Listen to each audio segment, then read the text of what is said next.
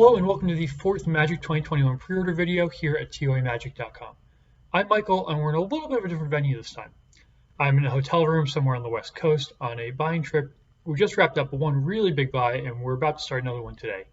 We're filming this on June 26th, which is the start of Prerelease. It means stores are receiving boxes and listing in-hand pre-orders for many of these cards. Let's get started. This is where sales stand right now.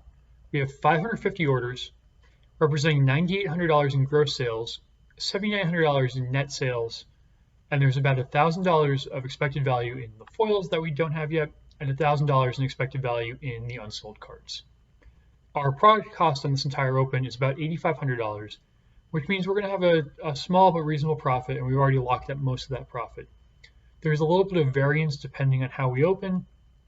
That may change these numbers a little bit, but we have largely done what we intended to do, made a small amount of money, kept everyone busy, kept everyone employed. The actual cards, in general, we floated prices on the cheaper cards, maybe a little bit more than we should have.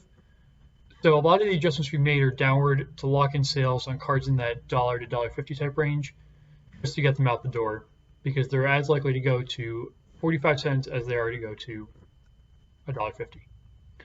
Well, let's look at the overall supply on cards in core set 2021. The easiest way to do this is to look at bad rares from recent sets to get an idea of what stores are doing. In Ikoria, the typical set has about 500 sellers. In Theros Beyond Death, the typical set has about 650 sellers. And in Throne of Eldraine, the typical rare has about 750 sellers. On Monday of this week, the average card had 30 sellers. On Thursday, 40 sellers. And on Friday, about 65 sellers. That means we're going to see tons of sellers adding copies in the next week.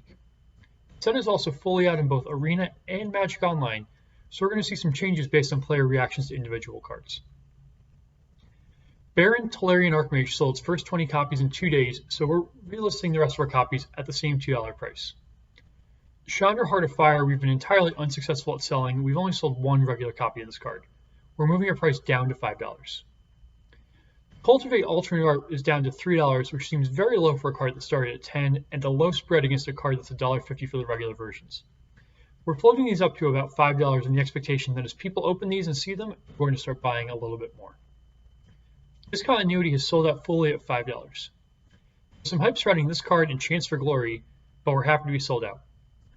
There were 47 sellers on this card earlier in the week, which is much higher than an average card at that point in time. We restocked our last 20 copies of Double Vision. This card should bottom out to bulk rare status, so we're taking the money today. Failed Passage hasn't sold since we restocked 20 more copies. This is the most played card in Standard, and we're going to move our price up. Card Kingdom is paying $6.40 on the Throne version of the card, and out of stock at $11, so it doesn't make sense to sell the new version for $7. Fiery Emancipation falls another $1 as we reprice our last 10 copies. Like Chromatic Orrery, it should have been a winner with the lack of a Jumpstart reprint. The amount of different product likely obscured this fact from much of the market, though. Grim Tutor has bottomed out at about $25, which lines up with expectations for right now. Leon and Waker of the Dead Showcase sold out at $25, but the card was $40 for most of the pre-order cycle. The card is right now at $24. Mangara the Diplomat we sold out at $7, right on schedule. Maze Mind's Tome is one to watch. There's some talk of this card being playable in Yorion decks and Standard, since Yorion can reset the counters. I'm not sure if it's going to see play, but there's not a reason to sell this card for 30 cents when we can wait a week and possibly sell it for much more. Fairy Master of Time is a complete disaster. Regular versions are as high as $65, but alternate arts still exist in the $30 range. WotC doesn't go into detail on collation of the individual cards in the set, so we could open anywhere between 6 and 30 normal Teferis per 100 boxes. A nightmare to pre-order. Competitive players don't want to deal with the nuance of different arts. As I mentioned in my Jumpstart video, Jumpstart Teferi pack will contain a regular copy of Teferi, so there's a big supply boost coming on that card. From the looks of availability in Europe, the regular art will be very common, with all of the alternate arts being somewhat scarce, which is not particularly great for us. The Temple Cycle is close to the buy-in point, as many of them have some copies under 50 cents right now.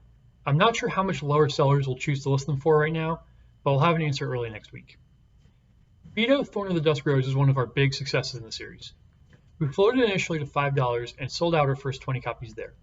We relisted yesterday to $8.50 and sold 20 more copies.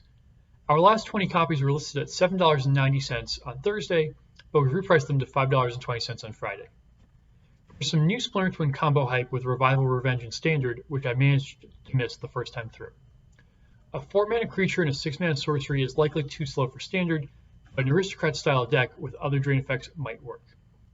That concludes Magic 2021 pre-orders for today. You can pre-order all of these cards at TOAMagic.com and like this video and subscribe to our channel to be notified when the next video is ready.